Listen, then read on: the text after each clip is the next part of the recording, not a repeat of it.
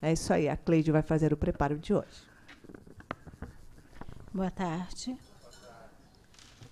O preparo da tarde de hoje é do livro Vida Feliz, psicografada por Divaldo Franco, ditado pelo Espírito Joana de Ângeles, coube a nós, capítulo 22.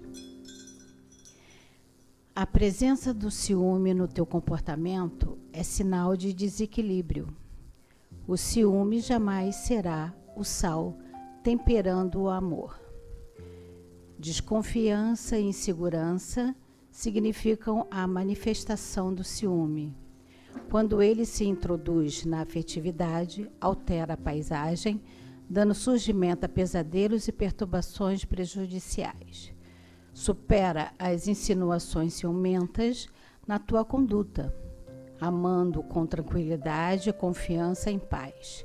Se a pessoa amada não te corresponde à expectativa, segue adiante, porque o prejuízo é dela. Bom, o que a Joana vem nos dizendo aqui, quanto tempo nós perdemos com tanta teimosia, com tantas discussões incabidas, com tanta tolices, vaidades. Ainda tem pessoas que dizem que o ciúme é um temperinho que dá nas relações afetivas. Isso tudo prejudica a nossa saúde física e mental. E quando nós trazemos para a nossa afetividade, conseguimos destruir muita coisa.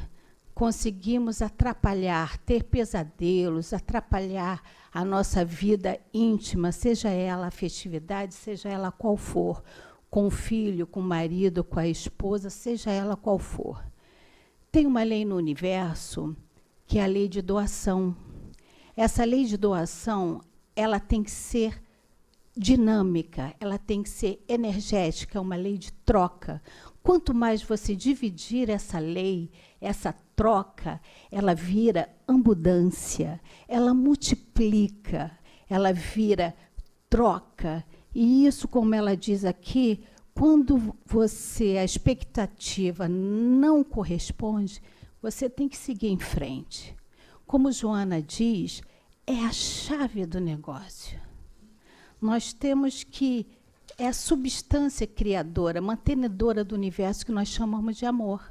Mais uma vez, nós avisamos, o Espiritismo pode nos ajudar a nos direcionar, a compreender um pouquinho mais essa mazela que é o ciúme, uma das mazelas. A entender, a compreender, a nos direcionar, a nos cuidar melhor. Não podemos esquecer que confiança e segurança têm que andar sempre juntos. Fiquem com Deus. Boa palestra. Jesus, mestre amigo, consolador, nos reunimos junto de Ti nesta tarde para sentirmos ainda mais próximos de Ti, para podermos serenar os nossos corações,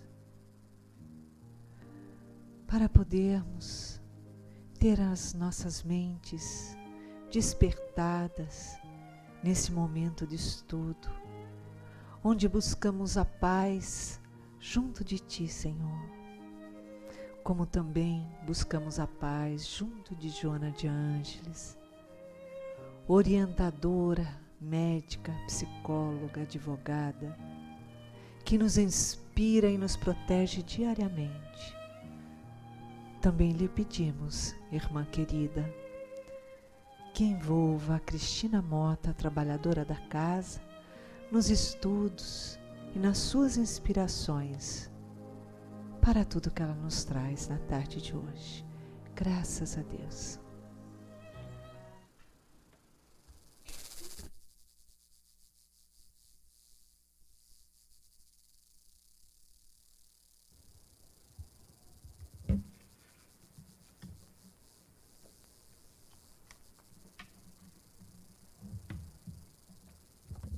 Boa tarde a todos. Que a paz de Jesus esteja conosco nesse momento, para nos inspirar, abrir as nossas mentes para que tudo que a gente discutir aqui hoje nos seja útil aí para a nossa vida. O tema de hoje é do capítulo 10 do Evangelho segundo o Espiritismo, Bem-aventurados os misericordiosos. E dentro desse capítulo tem vários itens. Fala do perdão, fala do auto-perdão, fala do julgamento e fala da indulgência, e é justamente do julgamento que a gente vai falar hoje mais especificamente. E eu começo citando aqui uma frase de Jesus.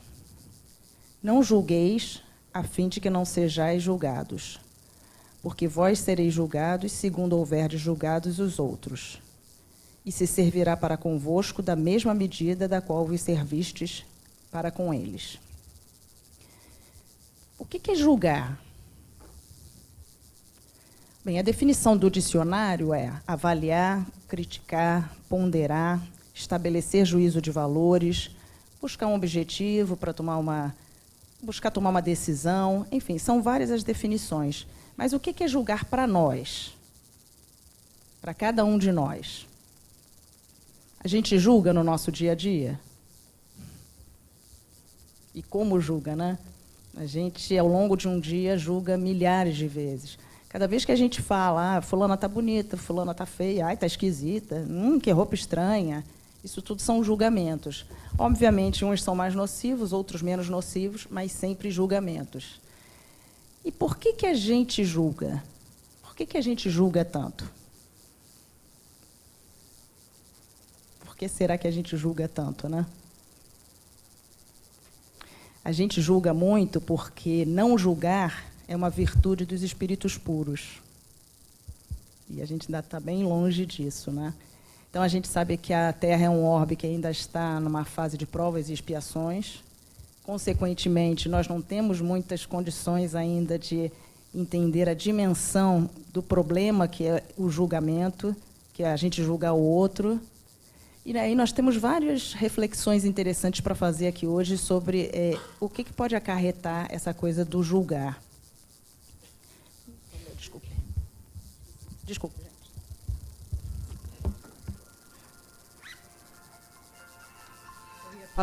Eu ia falar que eu estava no chuveiro, mas não posso, é o dela.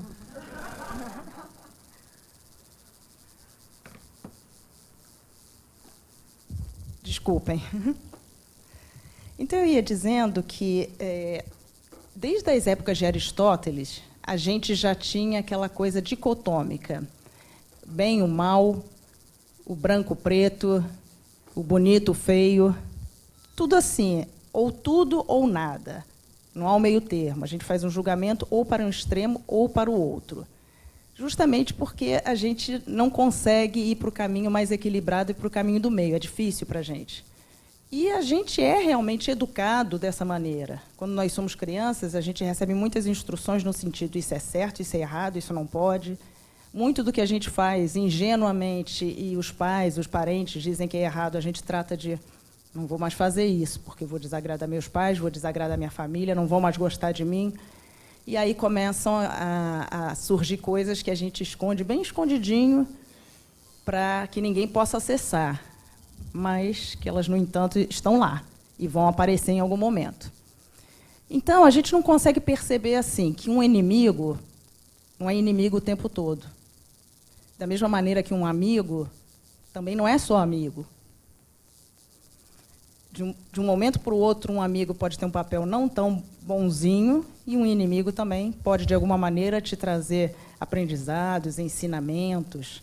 Só que é um pouco difícil para a gente ainda compreender esse tipo de lição. A gente acha que é uma coisa ou é outra.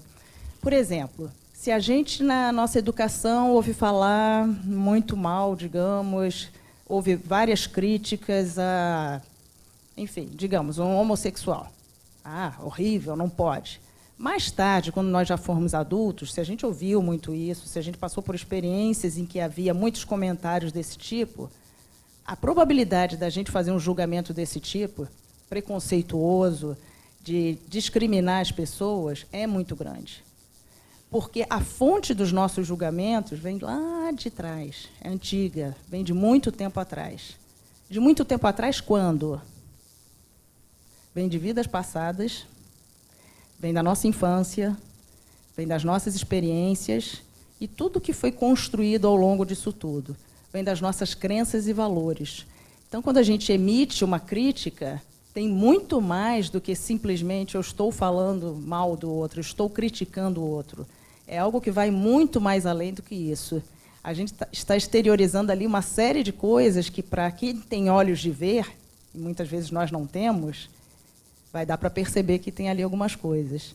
Então, por exemplo, a mulher que fala muito mal de outras mulheres, porque ela apronta, ela é isso, ela é aquilo. Muitas vezes, quando você vai olhar para a situação dela, é semelhante ou até pior. Mas ela fala da outra, né? Não dela. Então, a gente está muito identificado com coisas que a gente tem, finge que não tem, muitas vezes não sabe que tem, porque tratou de esconder bem escondido. E o julgamento é o momento em que elas vão aparecer com muita força. Então, Hamed nos traz aqui o seguinte. Ele nos diz que toda opinião de juízo que desenvolvemos no presente está intimamente ligado a fatos antecedentes. Censuras, discriminações, preconceitos, opiniões dos outros, opiniões dos amigos, opiniões dos pais, opiniões do marido, da mulher, da amiga. Aquilo tudo vai sendo assimilado. Ou seja, nós temos uma bagagem grande aí, e em função dessa bagagem é que nós fazemos os nossos julgamentos. E Hamed chama essa bagagem de reservatório moral. E ele diz o seguinte: esse reservatório é nosso guia diante dos fatos e pessoas que julgamos. Em razão disso, os frequentes julgamentos que fazemos em relação às outras pessoas nos informam sobre tudo aquilo que temos por dentro, ou seja, a forma e o material utilizado para sentenciar os outros residem dentro de nós.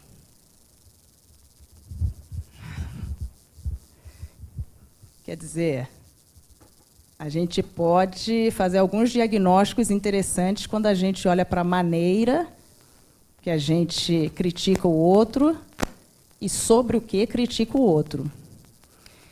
E aí ele diz também o seguinte, que quando a gente pode ter dois intuitos a criticar alguém. A gente pode ter um intuito realmente de corrigir um erro, e aí realmente não é um problema, desde que o intuito seja esse, porque se o erro pode afetar uma série de problemas para outras pessoas, é até a nossa obrigação, o nosso dever, procurar intervir de alguma maneira para que aquilo seja melhorado. Agora, como que isso vai ser feito? De uma maneira discreta, de uma maneira em que você não vai espalhar aquela situação para todo mundo. Ou seja, que você busque realmente resolver um problema, mas sem fazer um alarde daquilo. Por outro lado, o que não nos é permitido de maneira nenhuma é quando a gente faz isso com um simples intuito de realmente detonar o outro. Que aí é maledicência e maldade. Aí é bem problemático. E quando a gente faz uma maledicência, vamos falar no popular, uma fofoca, além da gente estar entrando na sintonia da situação, a gente traz para a gente uma responsabilidade pelo que vier a acontecer a partir daquela fofoca, porque a gente sabe que muitas vezes acontecem coisas muito ruins mesmo. Porque um fala uma coisa, o outro já aumenta um pouco, o outro já aumenta mais um pouco, e no final aquilo que às vezes era uma coisa pequena vira uma bola de neve. E aí? A gente faz isso e não tem responsabilidade nenhuma? E a lei de causa e efeito? Ela é presente aí também. Então, cada vez que a gente critica uma pessoa, a gente está se expondo à lei da causa e efeito. De alguma maneira, em algum momento, a gente vai ter que responder por isso. Isso é certo. Então, muitas vezes, uma fofoquinha, falar, comentar, estou doida para comentar isso com você, que todos nós fazemos, em algum momento. Uns mais, outros menos. Claro que tem pessoas que são fofoqueiros e fofoqueiras de plantão, outras pessoas têm um perfil muito crítico, outras pessoas já não, mas, de um modo geral, não se pode afirmar que aqui na Terra eu não julgo ninguém. Estamos todos nessa caminhada. E quando a gente chegar lá, quando a gente conseguir realmente adquirir essa renovação moral para não julgar mais ninguém, aí vai ser muito mais fácil. Que aí a gente realmente vai estar praticando a lei da caridade, do amor, que diz que a gente tem que ser benevolente com o próximo, indulgente com as faltas alheias, não divulgar os defeitos dos outros. Mas a gente ainda está numa caminhada um pouco longa nesse sentido, mas estamos nela, graças a Deus. Então, a segunda maneira que a gente não deve procurar julgar ninguém, como eu ia dizendo há pouco, a primeira, se for para realmente evitar um mal maior, podemos sim fazer. Agora, se for para expor o outro, tem aí escondido uma outra coisa muito importante. O que será? Inveja e orgulho. Porque a partir do momento que a gente está julgando o outro, a gente está falando assim, nossa, aquela pessoa faz isso, eu não faço, eu sou muito melhor que ela. E a gente sabe que o orgulho é um dos principais males, é uma chaga realmente que precisa ser eliminada. E às vezes a gente olha para uma pessoa e fala, nossa, que pessoa orgulhosa, arrogante. Aí pode-se até falar, será que você não tem isso? Não, claro que não, eu não sou assim, nem pensar. Talvez você não tenha exatamente daquela maneira. Mas será que em algumas situações você não age de uma maneira semelhante? Então a questão que fica é essa. Acho que vale a reflexão. E ainda no mesmo capítulo, tem a seguinte passagem que é bastante conhecida. Então, lhe trouxeram os escribas e os fariseus uma mulher que fora apanhada em adultério. E a puseram no meio e lhe disseram, Mestre, esta mulher foi agora mesmo apanhada em adultério. E Moisés, na lei, mandou apedrejar a estas tais. Qual é a vossa opinião sobre isso? Jesus calmamente lhe respondeu, aquele dentre vós que estiver sem pecado, atire-lhe a primeira pedra. Então, erguendo-se, Jesus lhe disse, mulher, onde estão os que te acusavam? Ninguém te condenou? E ela respondeu, ninguém, Senhor. Então Jesus lhe disse, nem eu tampouco te condenarei. Vai e não peques mais. Jesus quis justamente nos ensinar que não devemos julgar os outros, pois também cometemos muitos erros. O direito de julgar pertence a Deus, porque só Ele tem todas as informações. Porque, na realidade, a gente, quando julga, a gente julga vendo uma parte da situação. A gente não tem acesso, a gente não sabe o que o outro está pensando, a gente não sabe o que o outro está passando. Além do que, nós também erramos muito. Então, que propriedade a gente tem para dizer ele está errado, ele faz mal, ele é isso, ele é aquilo? Isso cabe a Deus, porque Ele conhece tudo, cada pensamento, tudo que a gente faz. Então, Ele é a única pessoa que pode fazer isso. A nós, aqui na Terra, na nossa vida, só nos cabe um tipo de julgamento, o auto-julgamento. Aquele julgamento que Santo Agostinho dizia, todas as noites, parar e pensar, e aí, como é que foi esse dia? Eu fiz o melhor que eu podia? Eu fiz todo o bem que eu podia? Eu não fiz nenhum mal? Aquela análise para entender como que você está caminhando, como que você está evoluindo. Fora isso, não nos cabe. E aí a recomendação do mestre é direta para cada um de nós. E ele nos orienta justamente a, em hipótese alguma, julgar o outro, porque o resultado vai ser inexorável. Ele virá com força total e não vai ter quem passe sem resgatar isso. Então, a gente já tem uma série de coisas a trabalhar, a resgatar. Será que a gente quer trazer mais isso para a nossa vida? E ainda agora eu estava falando que a gente nunca vê o lado todo, né? Aí tem uma história que eu acho que mostra bem isso. Tinham duas mulheres que moravam assim, casa contra casa, né?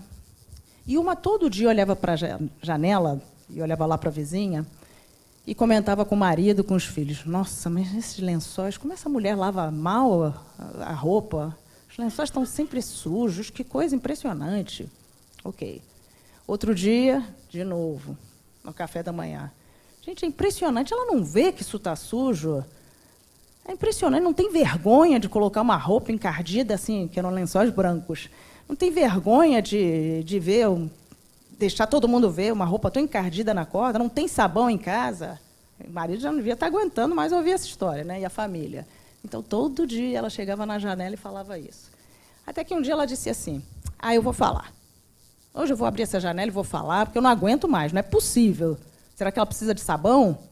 Não tem? Aí ela foi abrir a janela. Para surpresa dela, quando ela foi abrir a janela emperrou. Não conseguiu abrir a janela. Parece castigo, né? Mas não é, não. A janela emperrou. Na tentativa dela de abrir a janela, ela percebeu que a mão dela ficou suja. Falou, que isso? Aí foi, buscou um pano e passou na janela. E foi ficando nervosa. Foi ficando meio apavorada. Quando ela terminou de passar o pano na janela e olhou novamente para os lençóis estavam absolutamente alvos, brancos, limpos, ao vento. Ou seja, o que estava sujo era o vidro da janela dela, e não os lençóis da vizinha. Então, é uma história que eu acho que representa muito bem, né? A gente está sempre olhando para o vizinho, quando o que está, às vezes, aqui na nossa frente, bem diante do nosso nariz, a gente não olha. Então, por que antes da gente não olhar lá para o lençol da vizinha, para a vida do vizinho, querer saber da vida do outro, por que antes a gente não olha para nós? Não olha as nossas vidraças, não olha as nossas janelas, para ver se elas de fato estão limpas ou se tem alguma coisinha que precisa fazer ali. Então, é aquele tipo de coisa que a gente não gosta muito de parar para pensar, né? Porque o divertido é mesmo olhar para a vida do outro. O que está rolando, o que está acontecendo. Quer um exemplo melhor do que Big Brother? O que é Big Brother? Você assiste um programa para criticar as pessoas, tirar quem não presta, entre aspas, e falar mal. Olha que falso, olha que isso, olha que aquilo. É isso, gente. Infelizmente é isso. Big Brother é isso. É assistir a vida alheia, que ali, no caso, nem é real, e poder falar mal assim, ao vivo e a cores, né? Porque isso já se faz no dia a dia. Mas ali é um programa de entretenimento em que você vai ver a vida alheia ali dentro e falar mal. Ainda tem o direito de expulsar quem você não gosta. E aí preste atenção àquela pessoa que você detesta. Se pergunte assim, o que ela faz que eu detesto tanto? O que me aborrece tanto nesse personagem? E faz uma reflexão. Procura refletir um pouquinho porque determinado personagem te incomoda tanto. Personagem de filme, personagem de livro, personagem de novela. Não tem aqueles personagens, não posso ver isso, não aguento. Por que incomoda? Por que nos incomoda tanto? Então, Joana nos fala uma coisa muito interessante. Ela diz o seguinte, que tudo aquilo que não reconhecemos em nós e tentamos desviar como se fosse um equívoco, acabamos projetando no outro, tornando o julgado vítima nossa, onde inconscientemente nós nos refletimos. Joana fala muito disso. Quando a gente não se conhece, quando a gente não se olha, está lá, como a gente falou ainda há pouco. E a gente vai refletindo no outro. O outro é um espelho, onde a gente tem a oportunidade de ver tudo que nos desagrada. Mas, muitas vezes, tudo que nos desagrada, que a gente tem direito de falar, é a nossa maneira de extrapolar, de extravasar, porque está escondidinho lá dentro de nós. É óbvio que, quando eu falo nesse escondidinho, a gente não faz isso de uma maneira consciente. Não, vou deixar aqui bem escondidinho. Não é isso. Isso, muitas vezes, está guardado há muito tempo. Tem coisas de outras vidas, como eu falei há pouco também. Agora, a gente precisa tomar consciência disso na medida do possível. Desde a antiguidade, o Sócrates já dizia, conhece-te a ti mesmo. Desde aquela época, a gente ouvia isso. E até hoje.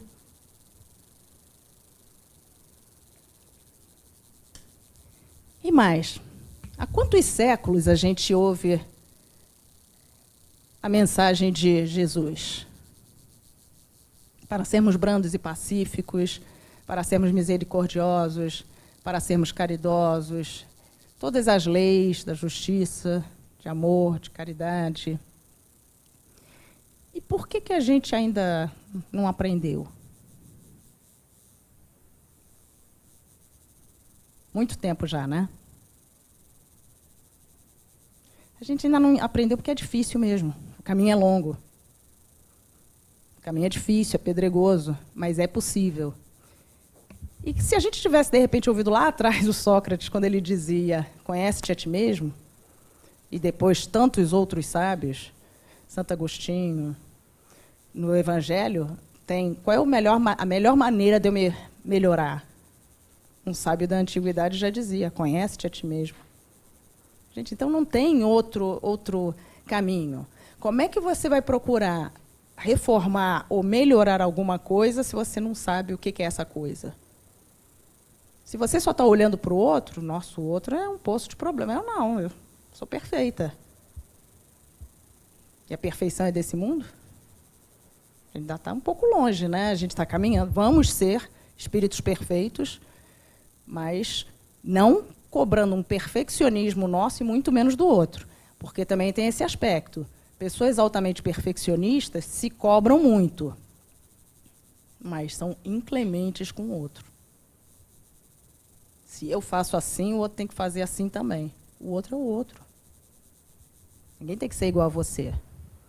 Então, hoje se fala muito em diversidade, essa dificuldade em lidar com as diferenças, com padrões diferentes de pensamento, é o grande desafio.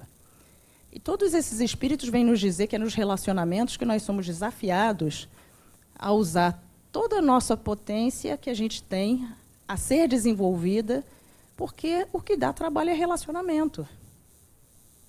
E, por outro lado, hoje, a própria ciência já tem dados que mostram que solidão dói, efetivamente. As vias da dor são as mesmas das vias ativadas na solidão. E que solidão mata. Mata em que sentido? Mata no sentido de que a pessoa tem um declínio cognitivo, ou seja, de memória mais cedo. São resultados da ciência. E cada vez mais se enfatiza a necessidade dos relacionamentos para uma vida melhor. Agora, está se falando de relacionamentos perfeitos? Não. Não é relacionamento perfeito, porque isso não existe.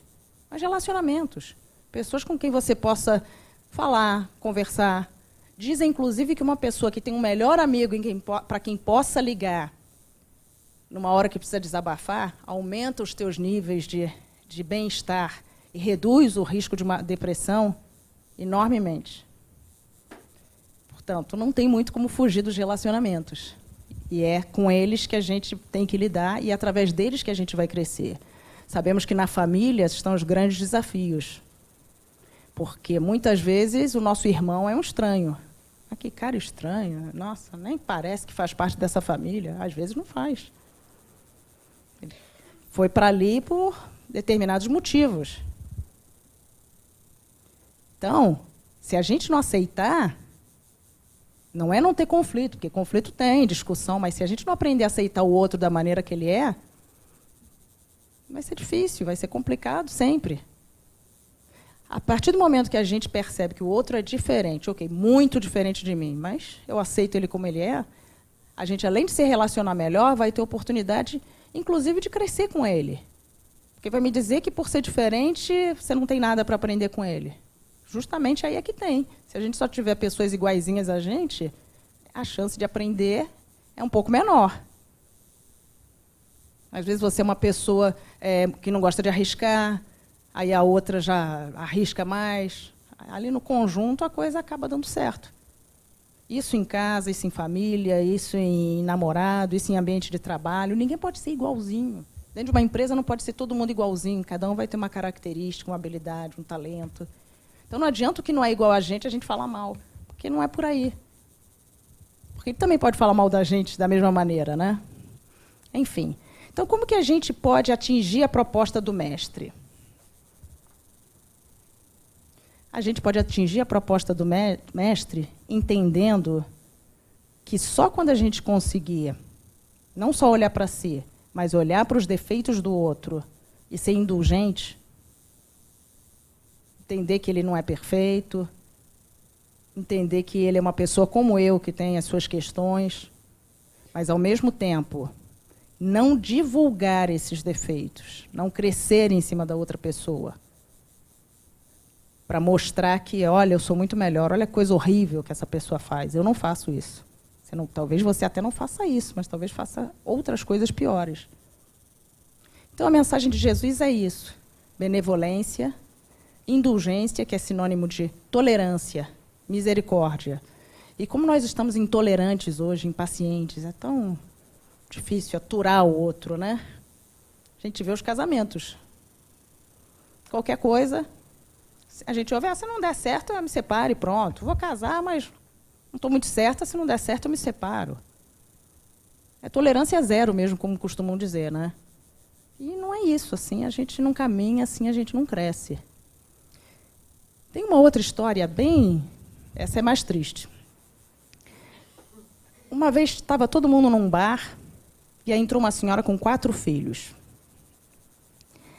As crianças fizeram uma algazarra, uma confusão, um barulho. Incomoda, né? Você está ali tomando seu shopping com seus amigos, aí entra um monte de criança, berraria, corre entre as mesas, agitadas. E as pessoas, a gente sabe disso, começam a acreditar, mas que coisa, não sabe da educação. Olha, gente, como é que essa mulher não segura esses filhos? Estão fazendo um tumulto miserável, olha isso. Aí começa fica aquele zum, zum, zum, né? Que nem quando a gente vê assim, uma criança se atirando na rua, enfim. Aí até que uma mais... Eu vou lá falar. Vou falar com ela. Tem sempre um que quer dar lição de moral, né? Muitos pensam, mas tem um que sempre dá a cara para bater. Eu vou lá falar. Vou lá dizer a minha verdade, né? E aí ela chegou perto da senhora e falou, mas a senhora não está vendo que seus filhos estão perturbando o ambiente, está complicado o negócio aqui, está cheio, estão correndo entre as mesas, fazendo uma barulheira, a senhora não faz nada? E a mãe respondeu o seguinte, minha senhora, eu estou completamente desorientada, porque eu estou vindo do hospital, meu marido acabou de morrer, e eu não sei o que eu vou fazer. Eu só entrei para pedir uma água. Eu vi essa história na internet, mas eu acho que representa bem aquilo que a gente falou ainda há pouco. A gente nunca sabe o que está acontecendo do lado de lá. Não tem como a gente saber. A gente imagina. A gente, de certa maneira, faz leituras mentais. Ah, isso aí deve ser falta de educação, deve ser aquilo outro. Não ensina, não dá limite. Pode ser isso mesmo. Mas a gente não sabe, a gente não tem como afirmar. Aí é que está. Não tem como ter certeza. Só quem sabe, ó. Até porque nós sabemos que tem muito mais coisa envolvida do que só isso aqui. Então, a gente precisa, antes de mais nada, é outra proposta de Hamed. Melhor que medir ou apontar o comportamento de alguém, seria tomarmos a decisão de visualizar bem fundo nossa intimidade. Os indivíduos podem ser considerados, nesses casos, excelente espelho no qual veremos quem somos realmente. Só poderemos nos reabilitar ou reformar até onde conseguimos nos perceber.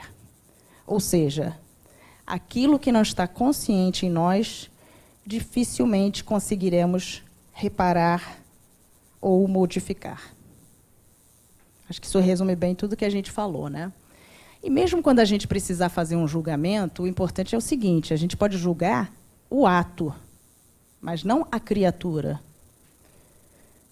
Digamos que a gente critique a prostituição, o ato em si. Mas você não precisa criticar a mulher que se prostitui, porque ela já tem o seu próprio martírio. Quem é que pode achar que ela tem uma vida boa? Alguém tem noção do que ela pode sofrer? Da solidão ou de... Não tem. Ela já tem a sua própria dose de sofrimento, com toda certeza. Então, mais uma vez, não nos cabe. E aí, quando a gente busca realmente ter uma resposta pronta para tudo, ter uma solução para tudo, a gente está viajando. Não somos nós que vamos dar a solução para tudo. Nesse caso específico, se ela está naquela situação, deve ser por um porquê, deve ser uma contingência do passado, não nos cabe. Mas, como eu falei há pouco, se em algum momento você ouviu sua mãe, sua avó, falar horrores das prostitutas, por exemplo, aí você nem para pensar, aquilo já está incutido ali. Então, você vai criticar, você vai fazer o que você sempre viu. Então, por isso é que a gente tem que dar esse tempinho e mergulhar na nossa intimidade, até para perceber, isso é o que eu penso de fato ou isso foi o que os outros me fizeram pensar? Eu acho que vale essa reflexão, né? E Paulo nos dizia o seguinte: é indesculpável o homem, quem quer que seja, que se arvora em ser juiz, porque julgando os outros, ele condena a si mesmo, pois praticará as mesmas coisas, atraindo-as para si com o seu julgamento. Então ele diz, por isso é que os nossos julgamentos poderão ser a nossa liberdade ou a nossa prisão. A escolha é nossa. Agora, o que a gente pode fazer efetivamente para buscar a mudança? Buscar se melhorar? Porque todo mundo sabe que mudar é uma das coisas bem desafiadoras, né? Mas assim, a gente não faz programação, nós mulheres, né? A gente não programa para pintar o cabelo, fazer unha, enfim, fazer as compras. Os homens também, com seus compromissos, né? Mas a mulher tem mais detalhes. A gente programa isso tudo, né? Por que a gente não pode fazer uma programação também para julgar um pouquinho menos? Para se melhorar? Para se transformar? Por que não? E aí, a gente pode se perguntar assim, será que eu consigo amanhã, pelo menos amanhã, de manhã, não criticar ninguém?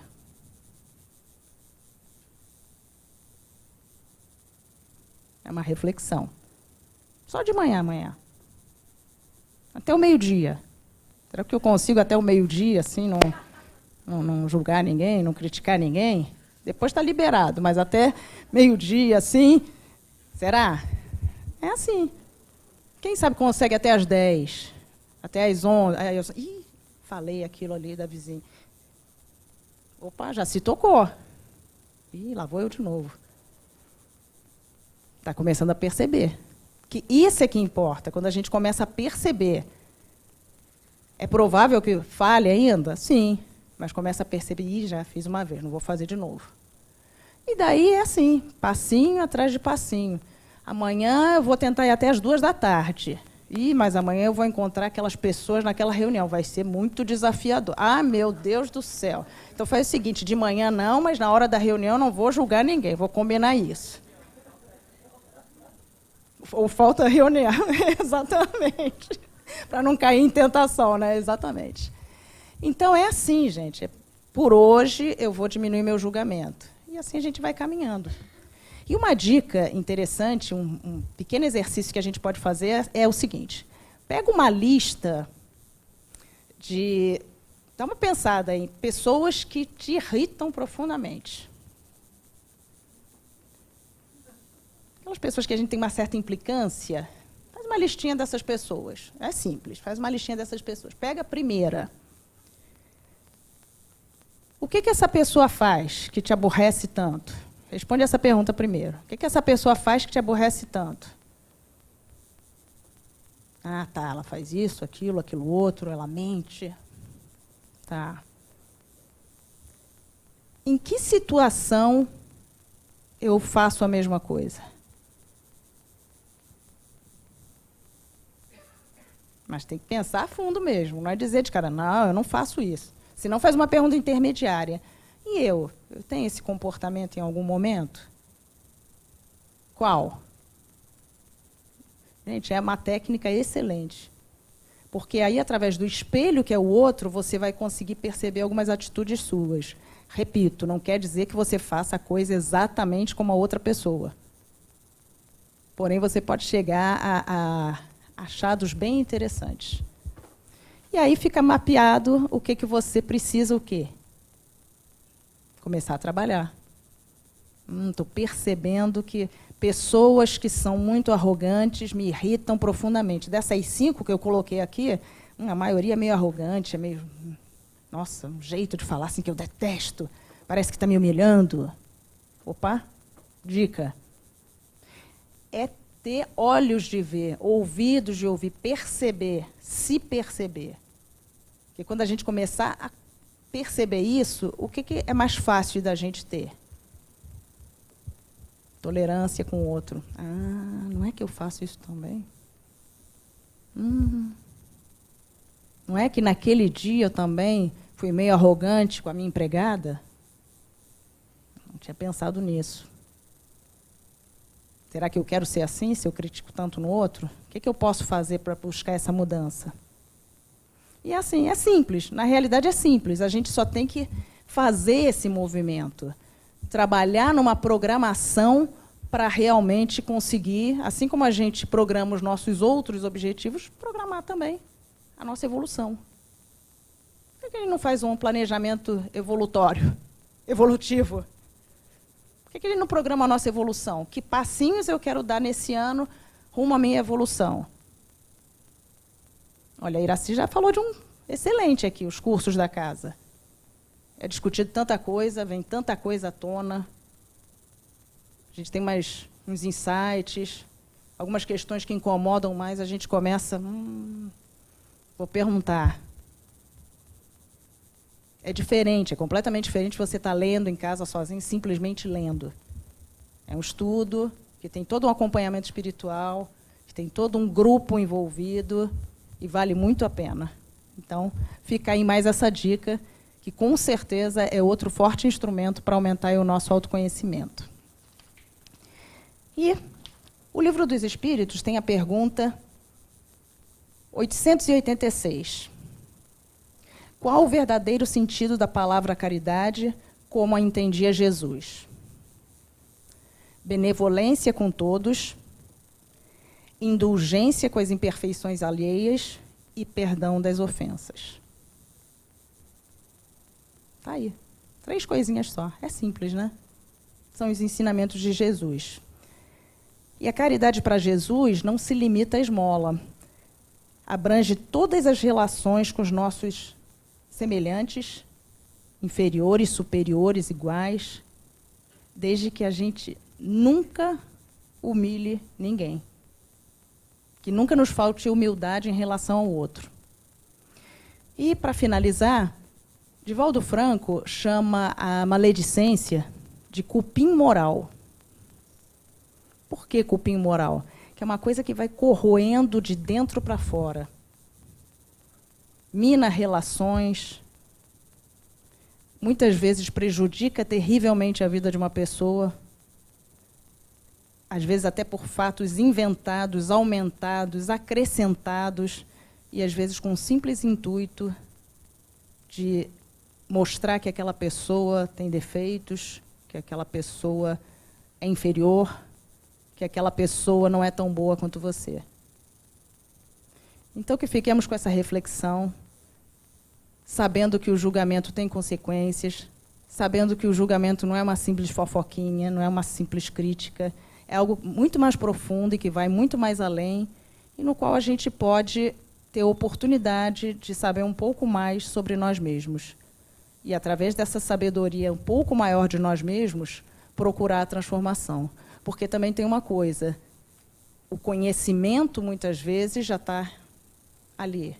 Mas, enquanto não for absorvido pelo consciente, fica só a nível de conhecimento. Ah, nossa, vi, é assim que funciona. Se não começar a agir, nunca vai entrar para o consciente. Vai ficar só como muito cheio de conhecimentos. E isso não faz ninguém evoluir. Conhecimento sem ação não faz ninguém evoluir. Obrigada, muita paz a todos.